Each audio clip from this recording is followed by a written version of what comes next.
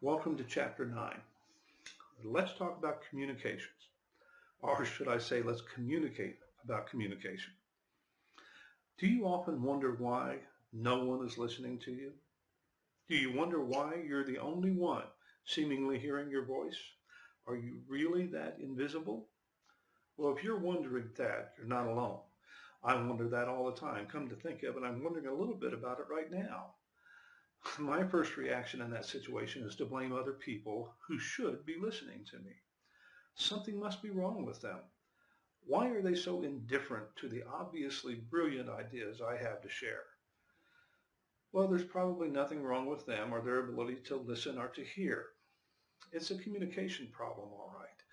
And that communication problem may be centered on the sender, me, rather than the receiver, you.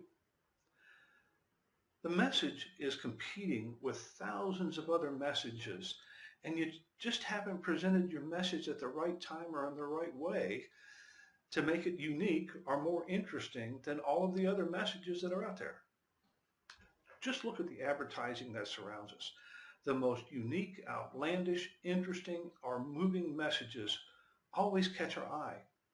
The others we don't notice, and we certainly don't remember. Now that's kind of a sobering thought. What if you're leading a group of individuals or a team in an organizational activity? Isn't you sending and they receiving the message important? Absolutely. Is it important that you receive the messages constantly sent by your spouse or significant other? Absolutely. Pay attention to the material in this chapter and you may realize a whole new vista with all of the significant people in your universe. And if you do, you can thank me later. This chapter and lecture covers two pieces of a very important topic. The text gives some good insight into basic communication skills and offers some tips for improving those skills. This basic stuff is probably stuff you know, but revisiting the basics sometimes helps in our awareness. The authors then delve into the massive changes we've seen in communication during recent years. This is not basic stuff, but stuff that is changing and evolving as we speak, and I might add, very important stuff. In this lecture, I give my own spin to these topics and hopefully expand the discussion just a little. As you go through this material, think about all of the messages inundating you constantly. Think about your own competence in communicating and the tools at your disposal. Pay attention to the self-assessments to diagnose your own strengths and weaknesses. Communication skills are important. If your communication skills are poor and you hope to have a successful career, you'd better be a genius because us normal people don't fare well with poor communication skills. That's the bad news. The good news, you are not born with your communication skills. You'll learn them. And you can continue to learn them throughout your life. To learn new skills and improve, you first must know the strengths and weaknesses you currently possess. And as I said, the self-assessments will help there also. Of course, if you don't want to take those, you can always ask your significant other, and I'm sure they will be more than happy to explain your communication weaknesses. For my part, I'll take the self-assessment. It's less painful. And finally, take a look around for communication examples. Look at the current political campaigns, for example. The media is full of critiques of how candidates and others could send their message better and how their messages are being received. Look at the messages sent by Hollywood celebrities and sports stars and so on and so forth, and other people for examples of both good and bad messages. And finally, look at your own lives and ask yourself, what messages have been sent to you by your parents or others in your life that have impacted your lives? Think about that for a second. Those are great examples. And remember, the point of communication is not to make noise, but to change something or to stimulate action or to make a difference or to make people think, and yes, to impact lives. Communications matter. It's important. And it's the one tool that actually changes lives. Chapter 9, Communication in the Digital Age. Let's start with a quick recap of where we are to this point in the course before I share some of my points and some of my thoughts on communications. Now, part one, which was labeled individual behavior by the authors, discussed the things that influence individual behavior in organizations and the organizational environment as well. We discussed things like emotion and motivation and culture and other factors that drive individual behavior in all settings, not just groups and organizations. We also discussed the organizational environment in part one, and we spent significant time on things like diversity and social responsibility and methods of measuring and managing individual performance, among other broad organizational topics. Part two, which actually began last week, discusses groups. I suppose we can really say that the text discusses groups in all settings as well, even those outside of organizations. We could argue that part two takes the individual factors that we discussed in part one and tries to understand, diagnose, predict, and manage them in a group setting. Do people behave differently when in individual settings versus group settings? I suspect so. If so, how do they behave differently, and how does that affect our ability to manage individuals in the organization? Remember, our overall goal is to manage the behaviors of many individuals into an effective, efficient, collective effort. We want to take advantage of all of the individual strengths, overcome all of the individual weaknesses, and coalesce into collective success. Last week we explored teams and groups, and the rest of part two covers communication, which we'll cover this week, conflict, decision making, power and influence, and leadership. Some really interesting topics in there. Part two presents the tools that you can use to manage the organizational and individual environmental factors discussed in part one. Perhaps most importantly, the authors in each chapter relate this material to how you can use the information and what you can do to diagnose and manage behavior issues in organizations. This represents more than merely a study of how organizations behave, but how we can impact and mold that behavior for the benefit of all, and in particular, how you can do that in your career. Now, on to communications. I must admit, I struggled a little bit with this lecture for this chapter. I didn't have a problem finding information. Lord knows there's plenty of that. In fact, there's so much information on communication that the problem would be cutting it down. And I know by this time in your educational experience that most, if not all of you, have attended some kind of communication program. So I don't really want to be redundant either.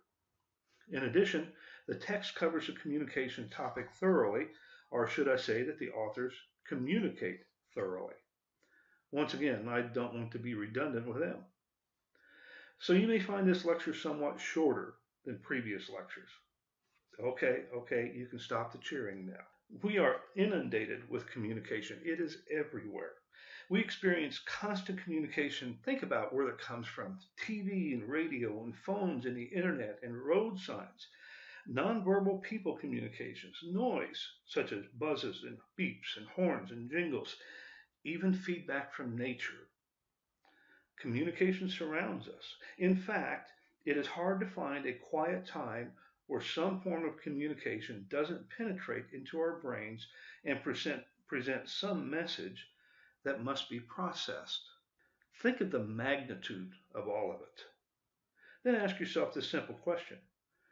With all of that communication, how do I prevent my message from getting lost to individuals and to groups? It's a daunting challenge. It's a challenge that the text addresses and presents some great tools and concepts to help you climb that communication mountain. But from a different perspective, I mentioned earlier that it's difficult to find a quiet place where communication is limited. In fact, people don't want a quiet place. Quiet, not in the sense of noise, but quiet in the sense of limited input. I know people say, I just want a little peace and quiet. Well, the operant word there is little, but we strive for communication. We run to communication, and today often we run to multiple communications at the same time. Communication is not something people avoid. We crave communication in many different forms. How many of you have some form of additional communication going on right now? If you're reading this, do you have music or the TV or some other input going on? If you're watching the video, are you reading the lecture as well? Or are you playing computer games or doing something else as you listen and watch? In fact, this lecture is formatted to allow you multiple communication inputs. So the problem with communication is not in getting people to participate, but in getting people to pay attention amid all of the other inputs. This reminds me of my little 5-year-old granddaughter, Katie. Katie's like all other kids, and if you have kids of your own, I'm sure you've experienced this. She is nonstop moving, talking, jumping, running, and just living. Everything is exciting, everything is interesting, and everything is a distraction. I love that about kids. But there are times when you have to communicate with Katie, and it can be a real challenge. You can tell her something very clearly, and the message simply gets lost. She takes it in, but doesn't fully process it because there are 100 other messages she is processing at that very instant. Sometimes I just have to kneel down, put my hands on her shoulders, turn her little head gently towards me, look in her eyes, and say, "Katie, listen." And it works. She listens. Now, not for long, but at least she listens.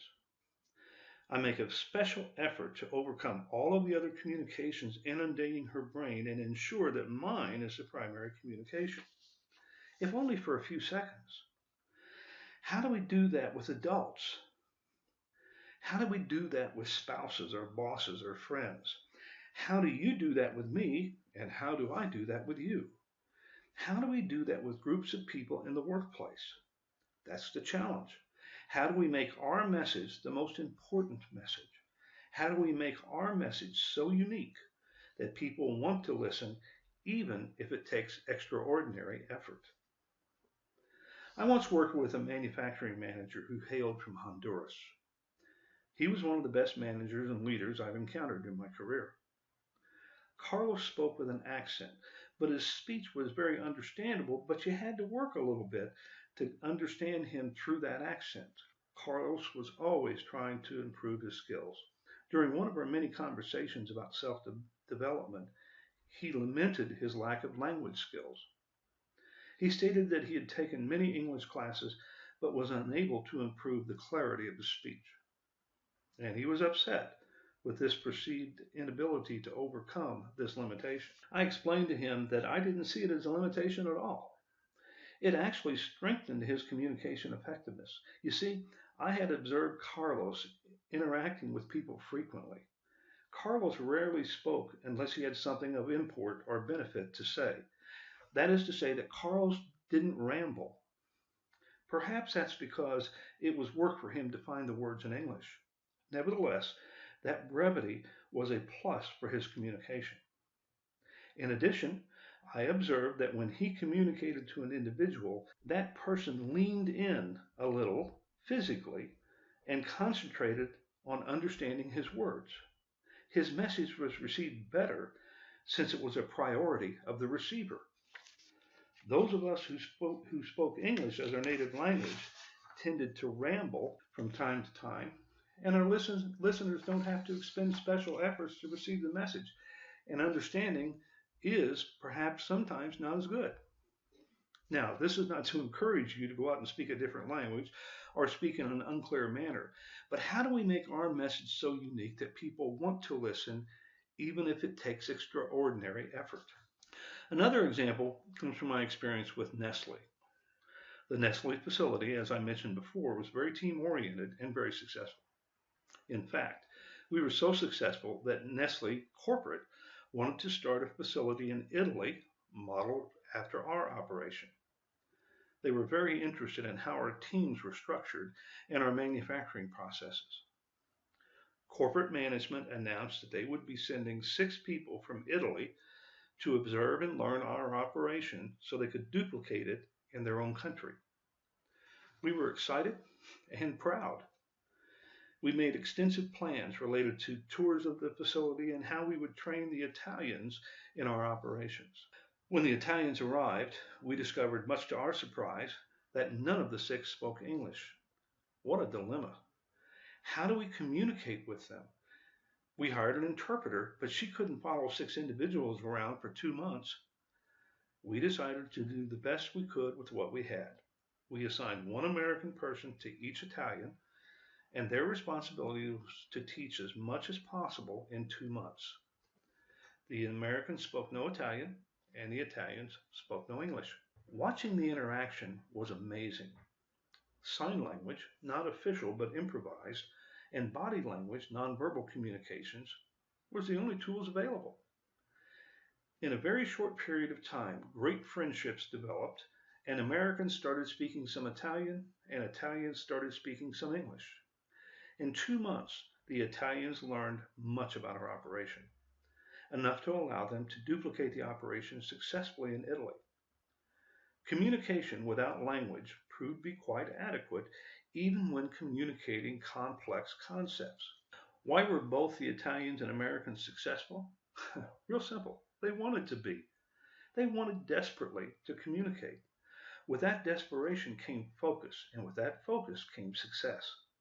Every message from Italian to American and American to Italian was the most important and unique message, and it received full attention. Now, I didn't bother to document the tools used by both Americans and Italians to communicate. I wish I had. Also, we didn't call time out and put both Americans and Italians through an extensive communications workshop to give them tools to use to send and receive messages. They simply made it up as they went along and used the tools they had available to themselves every day. And it worked. What can we take away from this story? First, humans want to communicate. They work hard to overcome obstacles to communicate. Second, I believe that most of us have developed exceptional communication tools and have them available all the time. I bet this chapter isn't really teaching you any new tools. It is merely making you aware of the tools you already have. The lesson? Consciously communicate. Communicate with purpose. I believe communication skills work on a use it or lose it basis. If you don't consciously think about and use your ability to read body language or nonverbal cues, those skills diminish. If you don't practice skills in communicating verbally clearly, those skills diminish. If you don't write for clear communication, those skills diminish. Use what you already have, and those skills won't diminish, but I believe they'll become even stronger. But wait a minute.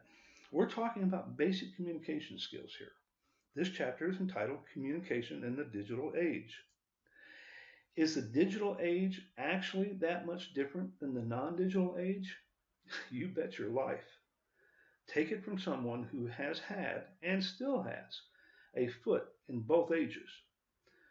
Communication is vastly different now.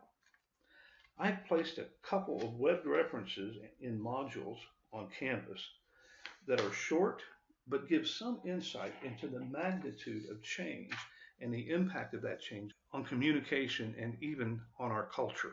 And at this time, that change is problematic indeed for organizations and individuals. Organizations are still exploring how to handle new employee, customer, and other stakeholder expectations. Organizations are still exploring the implications of how to handle the issues that arise with the new communication venues that we have available. Organizations are still designing and writing policies and defining the new legal liabilities of the digital age. To say nothing of organizations' attempts to explore the positive impacts and benefits presented digitally. It is a new age, and it has come upon us very quickly. From an individual perspective, some are way ahead, some are barely keeping up, and some are hopelessly behind. As a senior citizen, I know people who are in all three categories. Many of my contemporaries are in the hopelessly behind category. And I know that is rewarding to many of you young folks who are way, way ahead. But remember, some of those who are hopelessly behind are running our organizations. I once reported to a CEO who could barely type on a keyboard. He hired a new administrative assistant who digitalized all of his files, and he completely lost his composure. He couldn't cope with the new age, and that wasn't that many years ago. But it is safe to say that membership in those who are way behind club will dissipate as time goes on, and I suspect at that point the digital age will accelerate even more. The lesson is simple.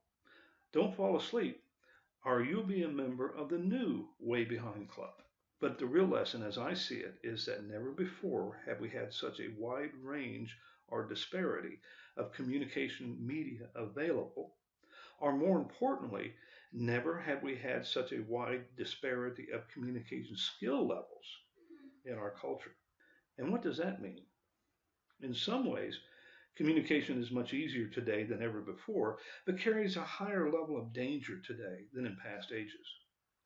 Communication errors are more prevalent and certainly more costly. Misunderstandings are more prevalent and more widespread. Communications has always been a mix of what message you send and those messages you choose not to send. Today, there are many communications that are sent that shouldn't be sent with great consequences. I said communications is easier only in the techniques used to send a message. Overall, communications are much more difficult today, in my opinion, because it is much more complex. And complexity brings that danger.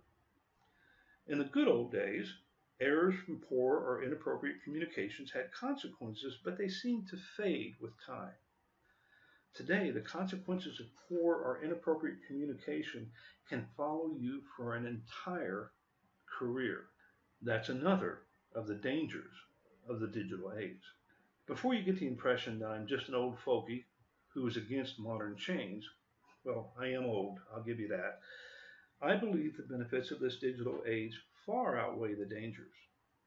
But that is only if we are aware of and guard against the dangers. To ignore the dangers just makes them grow larger.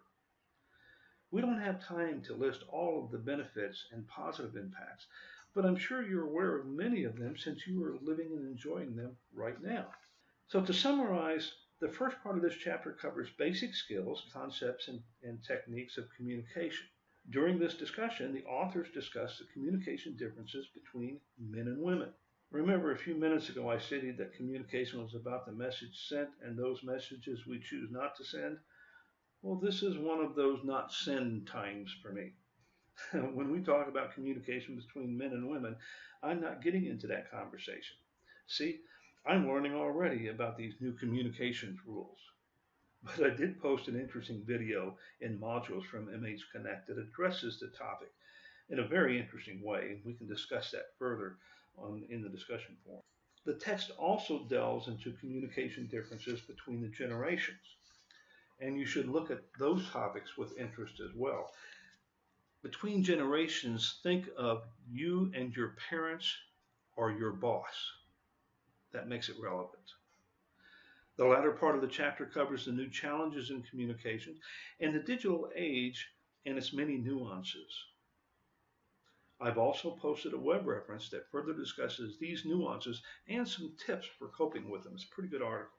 My parting thoughts are simple. Communication in the past, in the present, and in the future is often an afterthought. We communicate without thinking. My advice, think about it. Communicate with purpose, communicate consciously, listen with purpose, listen consciously. Your skills, both basic and digitally, will improve immensely. Do you know the consequences of that improved communications? Simple. Your managerial, leadership, and professional skills will improve as well, and your career will improve likewise.